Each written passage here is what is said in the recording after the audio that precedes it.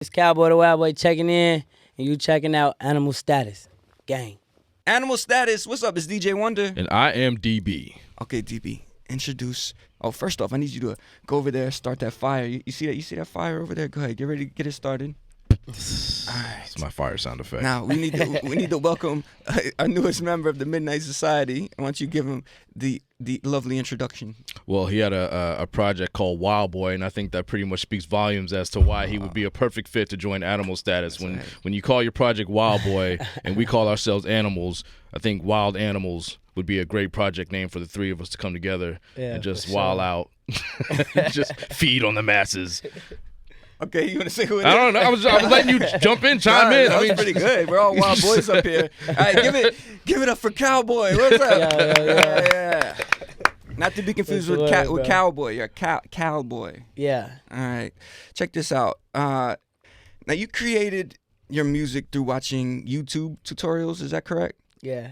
What made you even want to get into that to begin with? Like, what's the first thing you clicked on? Try to figure out a program, or you tried to figure out how somebody sounds like this, or how a song sounds like this, or what? Well, I really just watched my family record. Oh, okay. You know what I'm saying? So, I got the gist of everything, and then I was like, how do I record myself? You know what I'm saying? What do I need? Like, what do I get? How do I set it up? And I just started Googling YouTube and everything. All right, so who was recording in your family that you saw? My pops and my cousins. Okay, and what kind of stuff were they doing? Rap. Rap. You know, like, but when I was a shorty, you know, rap was different. It wasn't a lot of melodic stuff. They was really doing like real rap. Well, what do you mean it wasn't melodic? It was just like straight. And when I come to the club and like that kind of like.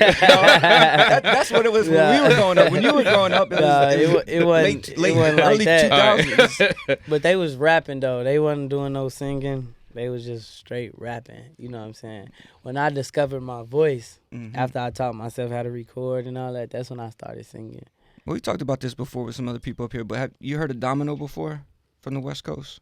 Domino. Here we go. And he's like, you know, he was like one of the West first. Coast. He was one of the first, quote unquote, rapper singers or whatever. Nah. And that was probably early '90s. So there was people doing it, but it definitely wasn't very popular. You know, it was more rugged, I guess, rap style. Yeah, maybe for sure. when your pops and cousins were doing it. Well, you couldn't really blend the two. You either had to rap or you had to sing, and you could sing in a rappy style, but you couldn't just get away with doing both and being cool with it. You know, it wasn't really until later on that people were allowed to when get a pass. The great artist T-Pain made rapper turned singer. Sanger. Yeah. Changed it all, man. Yeah. That was crazy. Did you start out using autotune first couple of times you were singing? Did you know what that was, or Yeah. was it like I need to have this because I want to sound like a certain person? Nah, I just discovered what it was, and then I just started using it. Do you still use it? I use it, but my levels out be like maybe like 12, 13, so it's not heavy. Right. Okay. Yeah. So are you involved with like the engineering process of? Yeah, I've been recording myself since I was like 10, 11 years old, so yeah, definitely. Okay. Do you work with the same person in every studio you go to, or you know what to do? Like when you set up, you can pretty much fix it how you want it. Yeah, I do it, and then I probably send it to the same person I always send it to after that to like touch it up afterwards. Oh, good. Yeah, saving these guys a lot of money over here. You know. Yeah, for sure. Yo, let's talk about Envy Me. Obviously, that's when most people probably heard about you. Yeah. That was probably what was it like when you first started seeing it pick up virally online?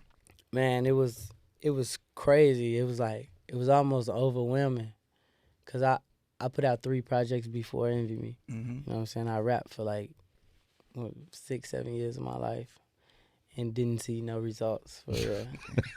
Like I seen results in the neighborhood, but that was never enough for me. Is that a generational thing where now you're like people are so used to putting stuff out and seeing immediate feedback and like stuff just gaining buzz? I'm not sure.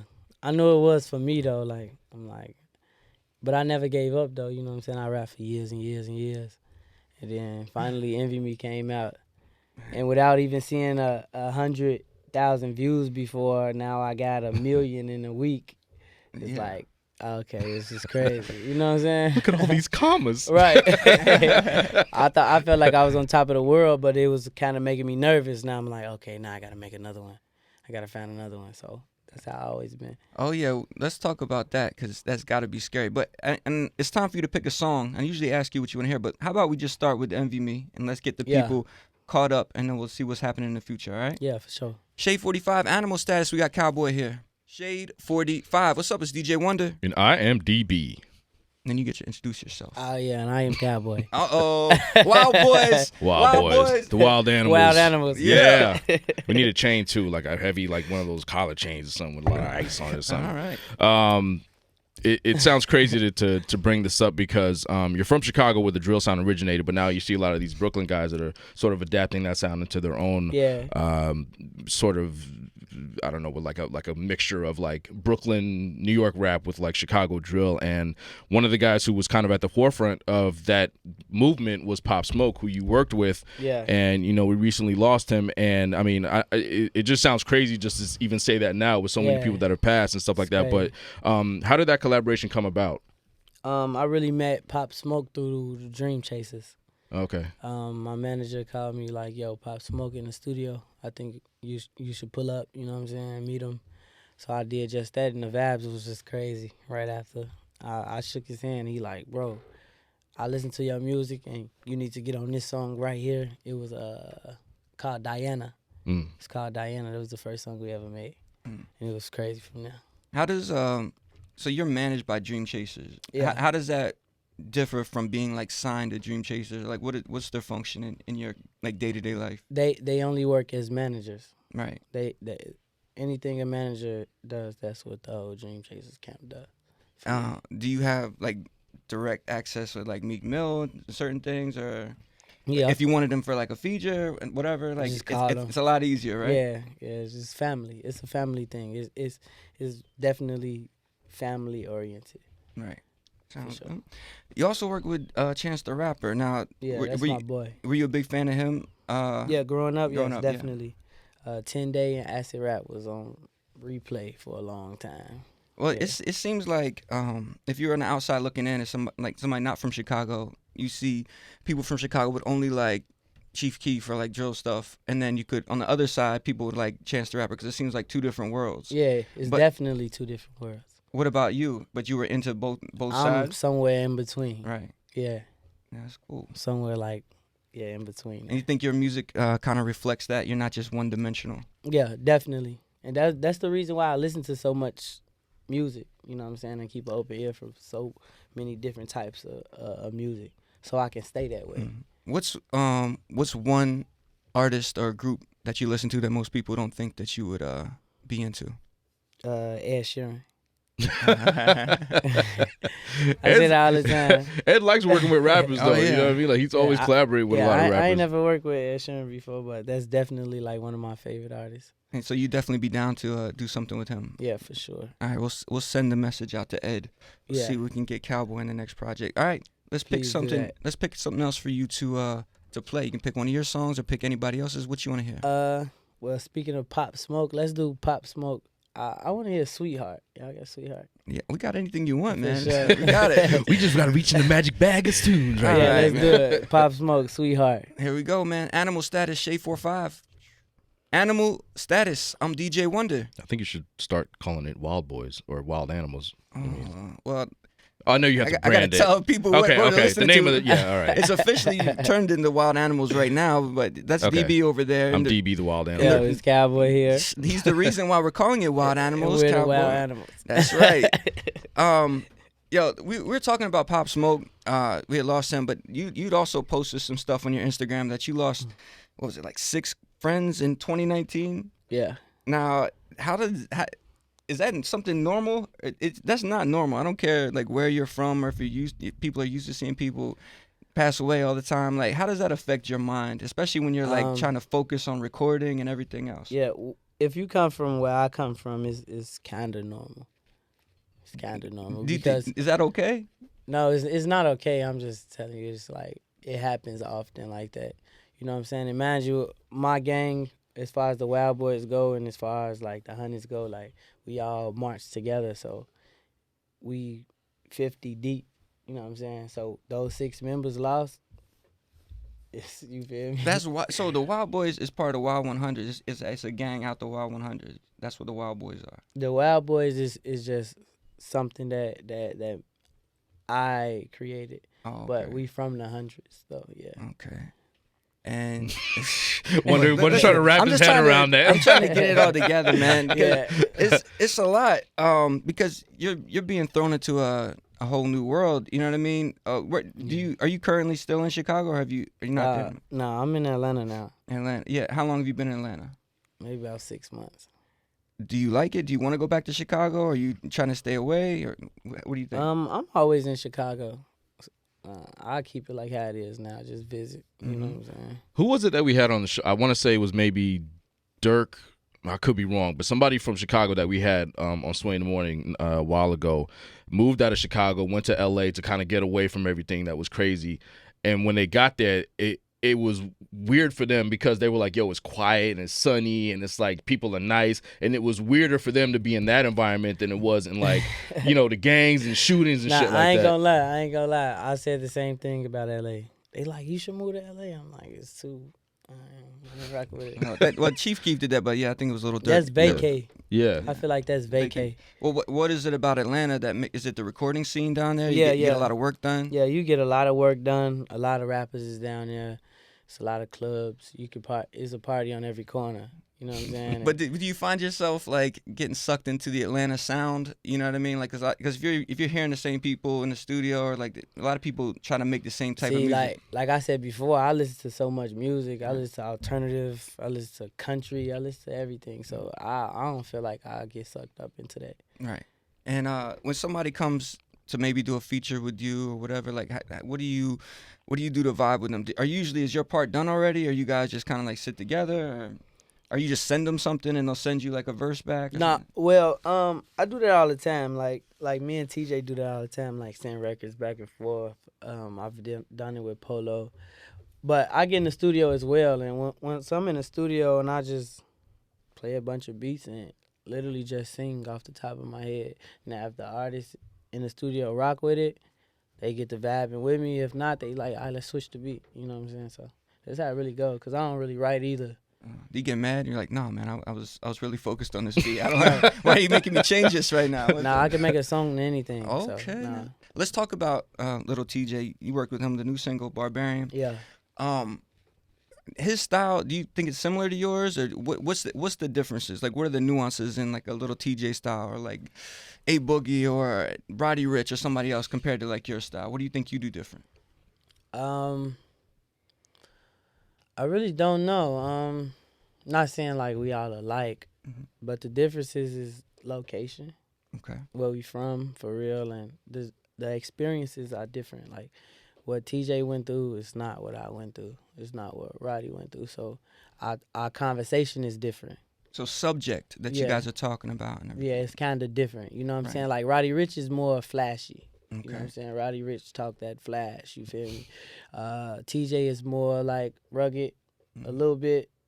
You know what I'm saying? I'm like somewhere in between. I like this, man. Somewhere in between is dope. Something for everybody. How about we play Barbarian? Do you mind picking that for your next one? Yeah, for sure. Barbarian is lit. Let's get people on it. And tell people the project that's out right now. Yeah, Long Live the Kings out everywhere. Go grab it. Okay. Go pick it up. You heard on Calboy on AnimalStatus, a.k.a. Wild Animals. Wild Animals. Shade 45. I'm DJ Wonder. I am DB. And I am Calboy. And we are the Wild Animal. Yo. have you ever seen Bill and Ted's Excellent Adventure? You ever seen that movie before? No. Okay, well, that's some homework for you. You should check that movie out. They have a group called the Wild Stallions. And then you got to learn the air guitar. What is it about, though? They time travel. Keanu Reeves. In a phone booth. You ever seen John Wick? You know Keanu Reeves? Yeah, that's one of my favorite actors. Okay, I'm Keanu just making Reeves. sure. Yeah. A lot of people don't know, man. I watch a lot of movies. Okay. Watch a lot of movies. So check it out. Bill and Ted's Excellent Adventure. If you watch that this weekend, I think you'll be inspired. Trust me, okay? For sure. Just think about that. All right, I got you. All right. DB? All right, so I was doing some research and I heard that you were inspired by Pac, Lil Wayne, and then Michael Jackson was a big influence on you, which, I mean, I was actually kind of surprised because a lot of people, kind of from your generation, they don't really know how to view Michael Jackson in some ways. You know what I mean? Because they didn't really grow up with it like me and Wonder did, where we grew up at the height of Michael Jackson's fame and infamy and like, you know, the Thriller records, the Beat It and all that stuff like that. So we had a different experience and appreciation. And so this is going to be about, this is our Michael Jackson moment right here, right? So what are some of your favorite MJ records? Man in the Mirror. Ooh. Beat It, like you just said. Billie Jean, of course. Smooth Criminal. No. What's another one that's crazy? Have you ever seen the full version of the Bad video with Wesley Snipes? I think I did. Where he comes back from college and they start fucking with him, and then it's like a 5-minute lead up just to get into the subway. So my grandmother had the collection pack. Oh my god! With all the videos. Yo, and the CDs. You talking about Michael Jackson is like us talking about like the Motown or like Marvin Gaye or something when we were growing up. Like, man. But the funny thing about it is though, because Michael had a Motown career before he had the solo Michael Jackson, which is where we grew up on him. So for you, like with Michael, would be like us during like the Jackson 5 era. When he was a kid. Yeah, I like a few of those records too, though. The Jackson 5 joints, like the famous ones. Yeah, because it's timeless, right? And that's timeless. Do you incorporate any of that kind of style or think about that when you're recording? Like, man, I want my grandkids to be able to listen to this or whatever. Yeah, for sure. Yeah, like so. Do you try to make subject matter maybe not so like, oh, this 2020. I have to talk about things that are, a lot of people talk about just stuff that's happening right now rather than just basic subjects, Certain songs. Yeah. Certain songs, like, depending on the vibe of the record that I want to make, I'll probably make something like, okay, that's happening right now, or I might do something that's timeless. Right. And I know the difference. Okay. I definitely Okay. That was my next question. Yeah, don't play me. Yeah, for sure. If you could have one piece of Michael Jackson memorabilia, so I'm gonna tell you why, because what would it be? Because they were right after he passed away, they were going to auction off a lot of his stuff, and there was one thing that I saw in the auction I wanted. It was the robotic head from Moonwalker. It was like a model of it, and I think it actually like opened up, like when his face turned into a robot or whatever. Yeah. So what piece of memorabilia would you pick from MJ? The glove. Really? The glove. Okay. What if it was like the movie Be Like Mike with Bow Wow? Like when you put it on, you turned into like his hair gets all greasy and shit. What the fuck? I didn't want that to happen. Nah, I think that's just legendary. Like even when people try to act like Mike or dress like Mike, they incorporate the glove. That's right. And plus, you could probably flip it for a good amount later on if you ever needed to. Right? Yeah, for sure. Okay. Do you think there'll ever be an artist like Michael Jackson ever again? Because I mean, there's certain people who was just like there was, I guess you could say James Brown had a big influence on Michael. And Chris Brown, they say, was going to be the next coming of Michael Jackson. Yeah. So, okay. Why do you think he's one of a kind? The time that he grew up, or just his talent in general? So much timeless music that he made. Right. It's so much of that. Like the only other artists that I know made a lot of timeless music like that, well, two of them was Pac and Biggie.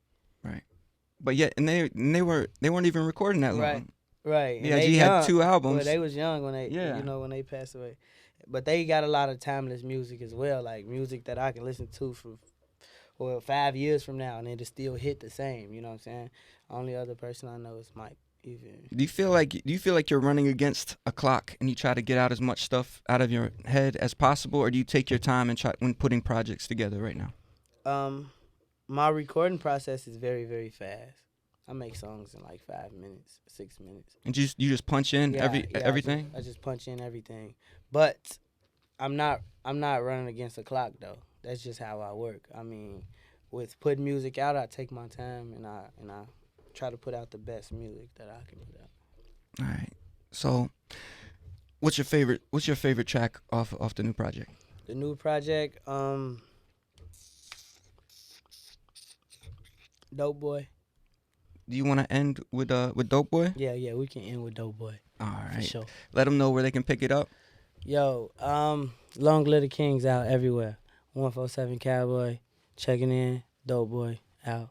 And all your Instagram, Twitter, all that. Everything is 147 Calboy. That's everything. 147 CALBOY everywhere. Girls, if you want to DM him, Talk Don't about Michael DM Jackson. me. Don't No. DM me. Damn. Don't DM me. Unless it's for business inquiries. Right. He said, "Do not." inquiries only. That's right. All right, Cowboy. Yo, we For appreciate sure, it, man. I Thank you so much, appreciate bro. Y'all are hilarious. Good looking, man. That's Sure. DB. Go put that fire out, man.